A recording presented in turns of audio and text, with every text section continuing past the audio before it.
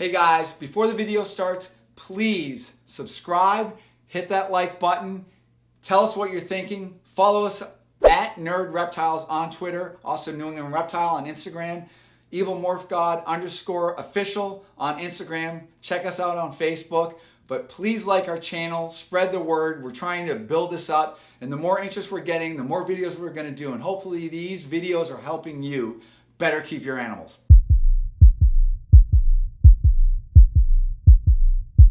Hi everyone, my name is Kevin McCurley and I own New England Reptile, and I even write books on snake husbandry and snake breeding. So today we're actually going to go thoroughly through setting up terrestrial snakes with all sorts of products you can buy from any pet store.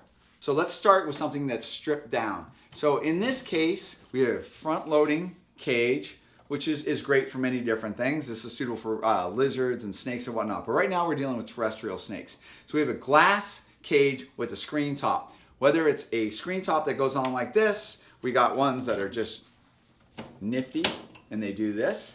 So if we have something like this, we basically have a glass box. Now, how are we gonna manage the environment and the temperatures? There's a lot of tricks. What's really great, we're getting a lot better caging now to work with that you can go and buy in pet stores. And this fulfills so many of the needs of these different animals that we're actually keeping. So one of the first things we're going to deal with, let's talk about heating the enclosure. This right here is key. This is a heating pad. This is a ZoomEd heating pad. These guys stick to the bottom. So for 20 long, this is about appropriate. So this thing would probably fill just over 50% of the floor of the cage and basically create a heated area. So ultimately, when we're keeping tropical species, so tropical species of pythons and boas and some different colubrids, that means they are highly dependent on temperatures in the cage that are definitely far warmer than you'd find in a normal house. So what we need to do, since reptiles are cold-blooded, they need to thermoregulate. And the understanding of thermoregulation is we basically put them in a cage and we manage the temperatures. So we give them a temperature which is appropriate for the animal to bask, digest its food, and activate its immune system. With that warm spot, whatever that temperature is, the animal then can leave it and go to a bit cooler area once it's decided that it's warm enough. And that's called thermoregulation. So that's going back and forth from a cooler area to a warmer area for that animal to manage its core temperature. That in itself is reptile thermoregulation. This heating pad does not regulate its own heat. So if I put this on the cage, it will bring that area of the cage warmer. So if your room is warmer, expect a hotter hotspot. If your room is cooler, this will not get your hotspot as hot. So you always need to monitor your hotspots. And we'll do that with temperature guns and digital probes.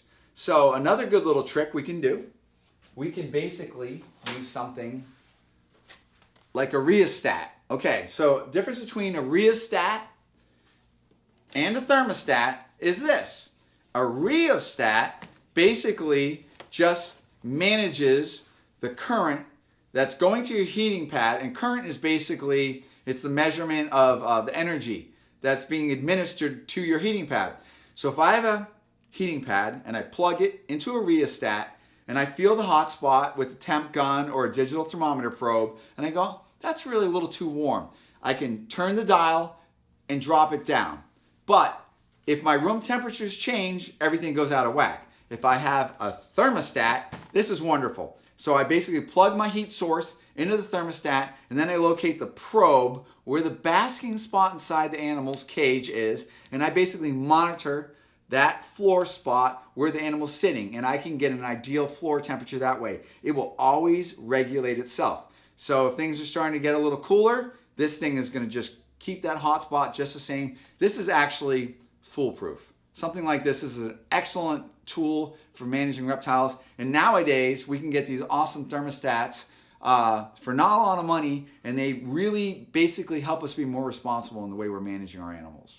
But now we basically are starting to apply heat to the enclosure. Well, how are we going to manage it? How are we going to tell actually what the temperatures are? Well, one of the easiest things we can start doing is little temp guns, little nifty things like this. Digital thermometers. These are wonderful. because you can locate this. You get a digital output and you got a little probe, and you would take that. So if I put a heating pad underneath here, I would take the thermometer and locate that on the floor of the cage. Sometimes you can use the suction cups, but if you have a snake that's kind of gets into everything, you might want to tape it down. So that way I can start managing my temperatures. So if I'm looking at, say, like a python or boa, and I want to put my hand here, python or boa would really appreciate temperatures 92, 95 degrees, where something like a king snake may only want something 88 to 90 degrees. So another way we can adjust the heat in the animal's cage is we add an external lamp. Now, one of the problems by adding external lamps, so this is called a dome lamp. We have a couple problems we need to address before this is actually suitable. So one of the first things, we would take something like this, and what we're trying to do, we're trying to put a light bulb in here, and we're trying to project infrared radiation heat into the cage to warm the enclosure. Well, there's a couple problems right off the bat. This dome lamp, as it sits, has no way to be fastened down to the top of the cage. If I'm putting a light bulb in here, I want to make sure I am fastening this to the screen top. So they sell these little clips which will hold these right to a screen top, or you can be creative. Sometimes these clamp lamps have little holes in here and you take a little piece of wire. But I recommend everybody, if you're using a clamp lamp, make sure you're securing it to your cage. There's one other trick you can do. What happens if it gets unsecured though? What can happen, we have a light bulb in here, so that's an energy source.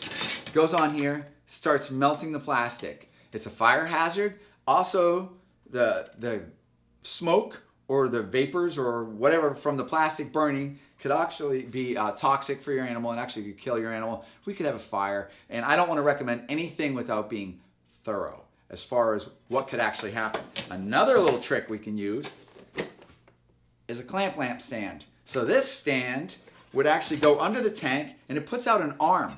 And the arm then hangs this over the cage. These are wonderful. They make different size ones. Zoom Ed just has this down. This is great for, you know, lizards and turtles and snakes. So at that point, the lamp just kind of sits right over this. Okay, so now we are thinking about what kind of light bulb to use. Never ever use spotlights. Use flood lamps. Spot lamp is basically what it's going to do. It's going to take this energy and it's going to focus it into a little pinpoint spot. If you have an animal like a lizard or a snake and it needs to, it's like, oh, this cage is cold, I need to go get warm, and it goes underneath the lamp and gets this ultra hot light focused at one spot, it actually can cause burns. So we're looking at flood lamps and stuff like that. So anyways, now your heat light is clamped to the top. We have the right temperature in here.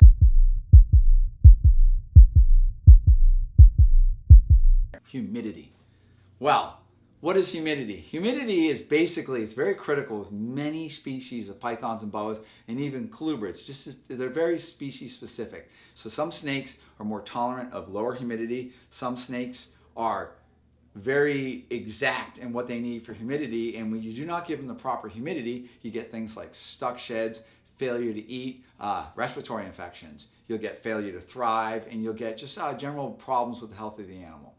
All right, so some of the things you want to do to monitor your humidity without just looking at your cage and just guessing, you can just get humidistats, any kind of stuff that basically just detects how much moisture or how much water vapor is present in the air. And the way we basically achieve humidity and regulate that is through our substrate and water vessels in the cage, and also trapping some of that humidity within the cage.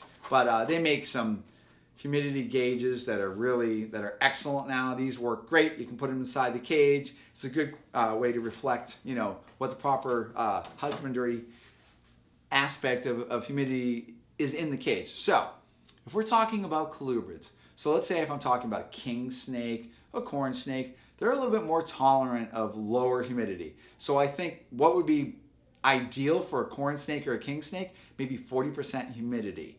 Rosy boa, sand boas, they'll tolerate, you know, a lot of colubrids will actually tolerate humidities down in the 20s.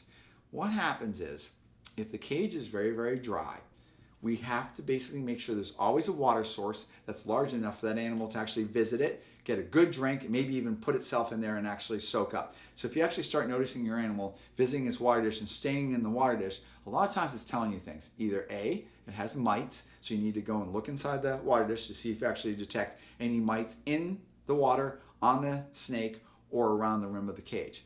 Also, if the animal is too dry, it will visit the water frequently as it tries to hydrate itself. So these sometimes the animal's telling you things are wrong.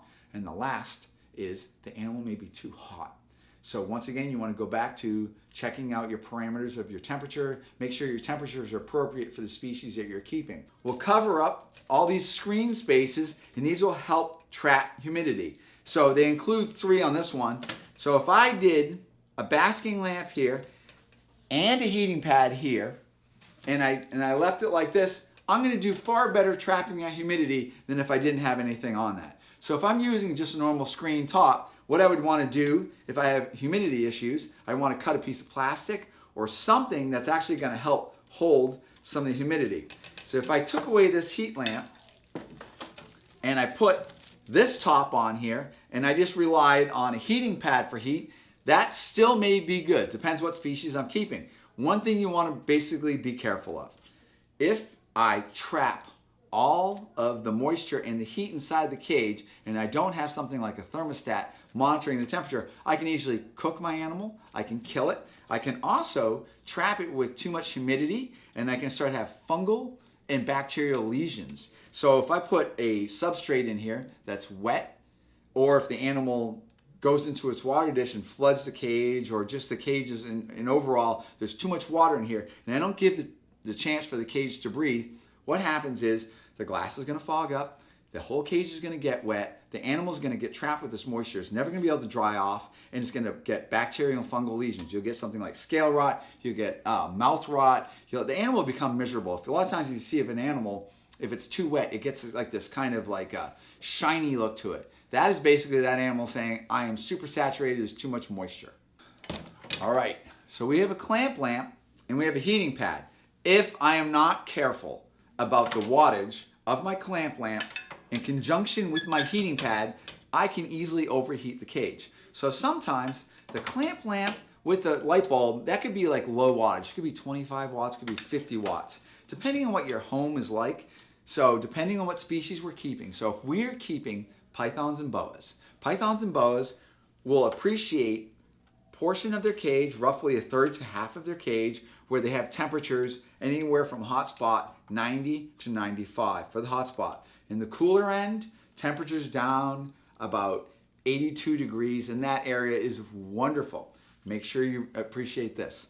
If I take a snake and I feed it, after it's fed, within days, as it's metabolizing its food, it's going to start digesting that. It's going to burn calories. The calories of that snake digesting is actually going to contribute to heat. So what happens is you'll notice sometimes you feed your snake and a couple days later it goes in its water dish and it's doing stuff like that. The core temperature of that animal is actually heating up. So the animal then moves to the water dish to try to cool itself down. The snake is actually telling you, hey, I might be a little bit too hot. So if you're not careful, and I have a snake that's just fed and I give it a hot spot of 90, 95, and it's digesting its food, and then the cooler end, let's say, is 86, I am not managing my temperature climate properly.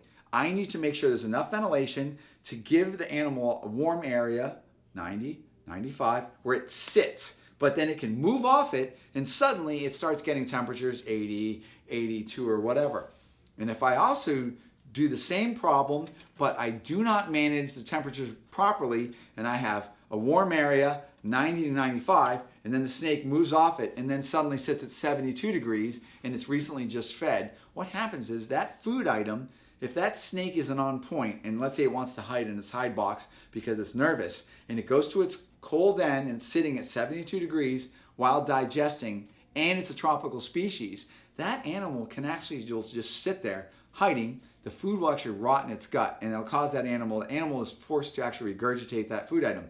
If it does not regurgitate, it actually can die. The food rots in the animal and it gets basically toxic shock syndrome or toxoplasmosis or any of these things where basically organics in the body exceed what the body can tolerate and it will actually kill the animal. Lighting. All right, so how many hours of daylight is actually suitable for your snake? Well, generally, if we just follow a general practice of 12 to 14 hours of daylight with an absolute dark period, which makes the animal more comfortable, that is actually a really safe and it's a very acceptable way to manage basically almost any snake. And when we're saying that, we're basically talking about light that reflects a daytime activity, and then when the lights go off, we have darkness, which is now going to reflect nighttime. Many snakes are actually nocturnal. So snakes may hide during the day and actually come out and explore their surroundings during the night. So if we want to basically manage the animal as far as managing its stress and getting to act reasonably normal, we would actually give it a definitive daytime and a definitive nighttime. One of the simplest things you can do is a timer. So you just set this guy. So let's say you're getting ready to go to work and you want to enjoy your snake. So you could have your timer come on 7 or 8 o'clock in the morning. And when you come home, let's say you want to enjoy your snake for a little bit. So you could have your timer go off maybe at 9 o'clock. So the animal's roughly getting 13 hours of light.